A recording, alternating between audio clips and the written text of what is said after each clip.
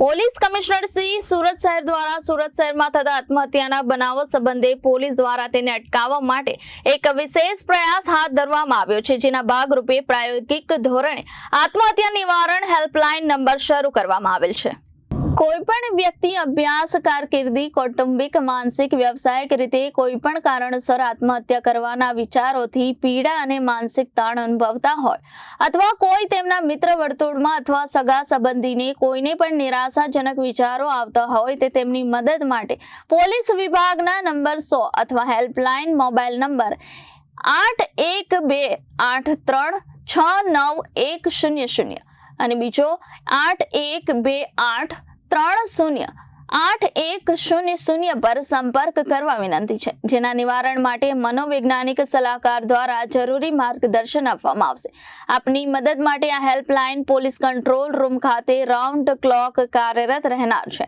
આ હેલ્પલાઇન પર ફોન કરનાર વ્યક્તિ આત્મહત્યા કરનાર છે તે વ્યક્તિ હોય તો તેની સાથે ટ્રેન પોલીસ માણસો વાતચીત કરી તેને આત્મહત્યા કરતો બચાવવાનો પ્રયત્ન કરશે।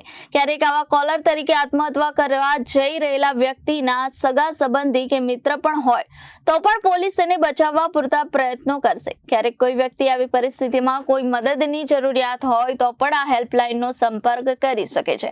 અત્રે મનોવૈજ્ઞાનિક સલાહકાર તેઓ સાથે રૂબરૂ ફોન પર જરૂરી કાઉન્સેલિંગ કરીને તેઓને હકારાત્મક માર્ગ પર લાવવાની કોશિશ કરશે। આ પ્રકારના વ્યક્તિઓ અંગે સમયાંતરે ફોલોઅપ પણ લેવામાં આવશે। આ હેલ્પલાઇનના સ્ટાફ તમામ થાણા અધિકારીશ્રીઓ તથા પીસીઆર મોબાઈલ વાન સાથે સંપર્કમાં રહીને ઉપરોક્ત કામગીરી કરવામાં આવશે। સુરત શહેર પોલીસ દ્વારા નાગરિકોને અપીલ છે કે આવું અંતિમ પગલું ભર્યા પહેલા પોલીસને તક આપવા વિનંતી છે। ઘણા બધા કેસીસમાં એવું થયા છે કે વ્યક્તિના મનમાં આ તો એકદમ સડન, ક્યોંકि અમે લોકો જોઈએ છીએ અમારે એટલા અમે લગભગ 2 મહિના 3 મહિના ટાઈમ એક કેસના એક એફઆઈઆરના જો બી અમારે એક્સિડન્ટલ ડેથ હતી અને પછી તપાસ વ્યક્તિ સુસાઇડ કરતા હોય ઘણા બધા કેસીસમાં આપણાને સુસાઇડ નોટ મળે છે, ઘણા બધા કેસીસમાં નથી મળતા।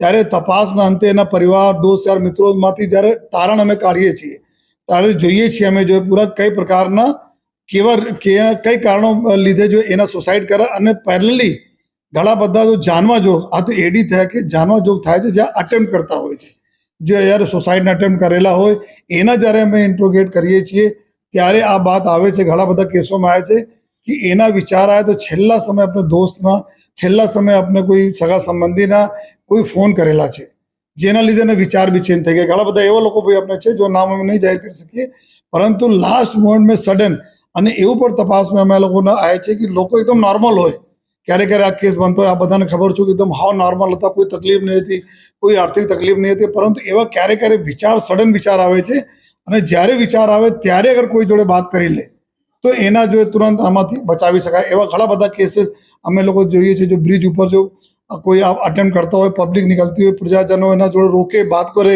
પછી એના મૂડ ચેન્જ થઈ જતા હોય છે।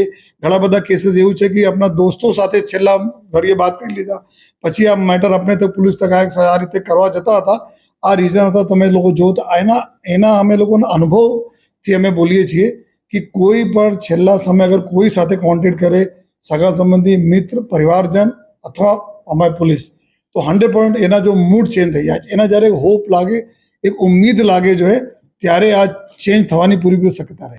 Reporter Arvind Rathod, Janadesh news, Surat.